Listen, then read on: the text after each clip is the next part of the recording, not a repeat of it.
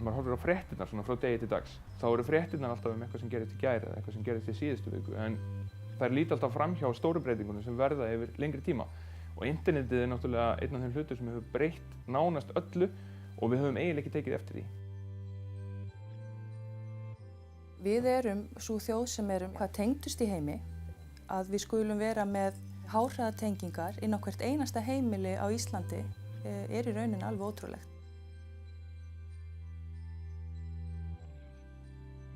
Ég man eftir því þegar við byrjuðum fyrst að bjóða upp á 256 kilómetra tengingu yfir HDSL að þetta hafði mjög mikil áhrif og 256 K eins og það er, þetta þykir ekki mikið í dag en byltingin sem var bara fyrir örfáum árum síðan var ansi mikil.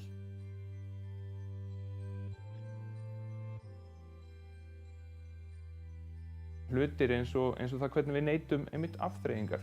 Í staðinn fyrir að bíða eftir hvað er á RÚV eða hvað er á sjónvarpsstöðvunum sem við erum með áskriftað í kvöld, þá fer fólk og sækir sér efni, það sækir sér tónlist, það sækir sér myndir.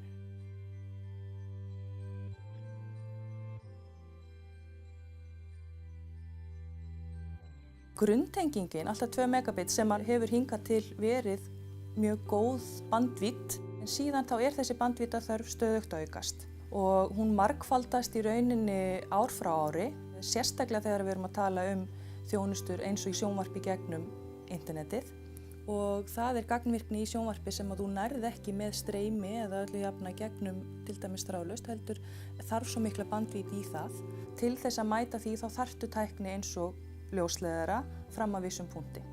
Og ástæðan fyrir því að við getum farið í ljósnetsvæðinguna og nýtt ljósleiðaran inn í götuskáp er að við höfum þessa tækni til þess að endurnýta kóparinn síðan áfram á miklum hraða með mikilli bandvídd. Það er kannski helsta aðgreiningin sem að ljósneti veitir umfram aðra tækni er að þú getur horft á gagnvirkt sjónvarp þar í gegn.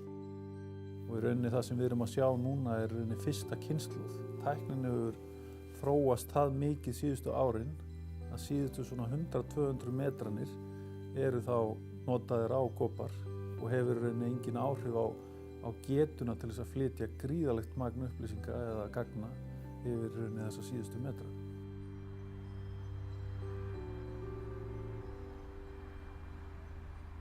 Það er svo margt sem að byggir á því að vera með góða internettengingu og það er þegar hún klikkar þá áttar maður sig á því hvað maður er gríðarlega háður þessu. Þannig að þetta er eins og suðið í rafmagninu, þegar rafmagnið fer af, þá er allt í einu þessi þögn sem maður tók ekki eftir suðinu fyrir. Internetið náttúrulega gerir það að verkum að það skiptir miklu minna máli hvar í heiminum við erum. Svo lengi sem fólk er með góða nettengingu, þá getur það unnið í nánast hvaða geira sem er, hvaðan sem er. Við vorum að vinna í kontraband. Framleiðslufyrirtæki var í London, Working Title.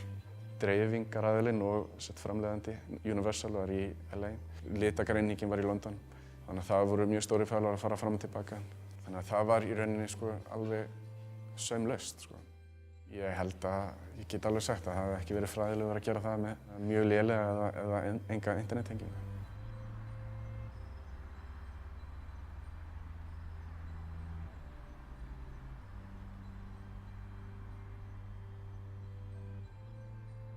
Netið gerir það í rauninni að verkum að fólk þarf minna að ferðast, það er minni þörf fyrir það að fólk sé alltaf á sama stað. Við getum í dag flutt hluti yfir internetið sem áður þurfti að flytja í bögglapósti eða með gámum á milli staða og þetta er náttúrulega gríðarleg breyting. Þetta okkar helstu samkeppnisaðilar, þeir eru ekki hérna innanbæjar, þeir eru í Nýja-Sjálandi eða í Vancouver eða í London eða LA. Þannig að við erum að keppa í rauninni við önnur svona outpost eins og Reykjavík er að verða verkefni sem eru að koma frá Hollywood til dæmis.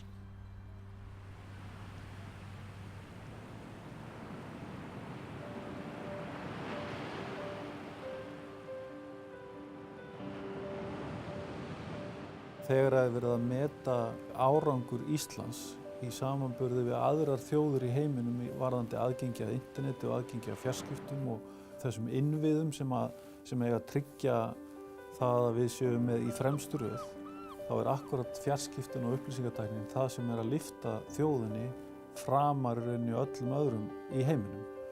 Og þess vegna skiptir miklu máli að við séum með góðar tengingar, því að þessar tengingar eru nú þegar farin að skapa atvinnu fyrir marga Íslendinga sem eru farin að nýta hæfni sinni á nýjan hátt sem ekki var til áður. Það eru tugir fyrirtækja sem eru þegar orðin til og enn fleiri sem eru í burðarliðnum sem einmitt að verða til vegna þessarar tengingar við umheiminn og möguleika á þess að fá mikinn hraða bæði inn á heimilunum, inn á fyrirtækjunum og svo með þessari miklu og góðu tengingu út úr landinu.